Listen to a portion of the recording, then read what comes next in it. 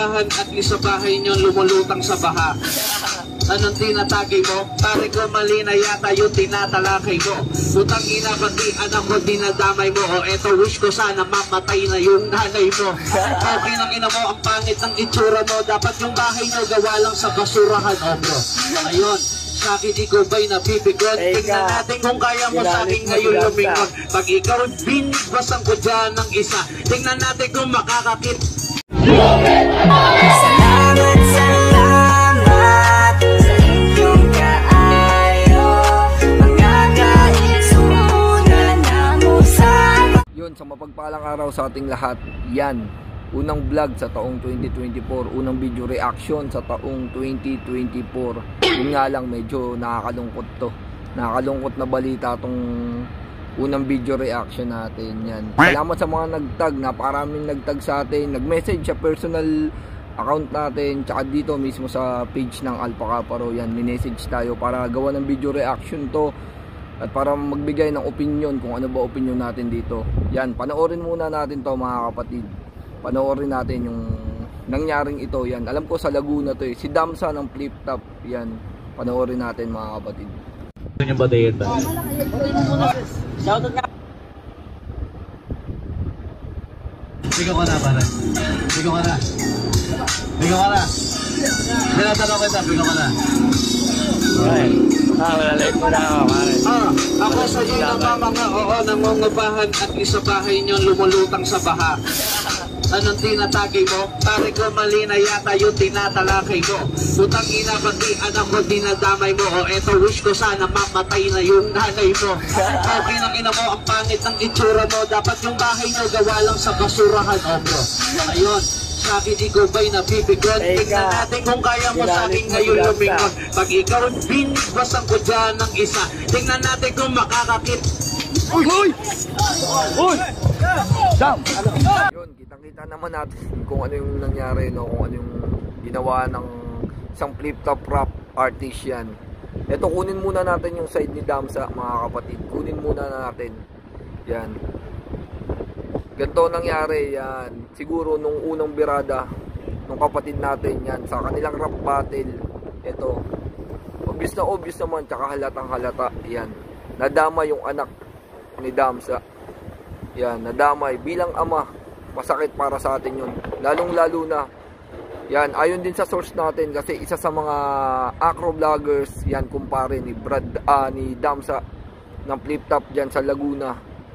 Yan, isa sa mga acro vloggers ang naging source natin, kumpare pala niya ni Damsa. Yan, nakita natin doon yung conversation nila. Hindi na natin papakita rito mga kapatid, pero nadamay pala yung anak ni Damsa dyan sa battle na yan, kung saan matagal nang namayapa yung anak niya. Yan, bilang ama, siguro sobra siyang nasaktan doon. Kadahilanan na din siguro na mga nakainom din siguro tong mga tao dito. Yan, ayun yung nakikita kong side ni Damsa kung bakit niya nagawa yun. Although walang limitasyon pagdating sa rap battle, alam naman natin lahat yan. Damay-damay talaga dyan, kahit magulang mo, kahit sino, kapatid mo, ate mo, o kahit sino pa. Once na nasa rap battle ka, yan, especially sa event ng Flip Top. Ayun nga lang, wala tayo sa Flip Top, wala tayo sa event. Siguro yan, parang kasiyahan na lang yan, katuwaan na lang. Medyo naging below the belt siguro yung brad natin. Nakakalungkot.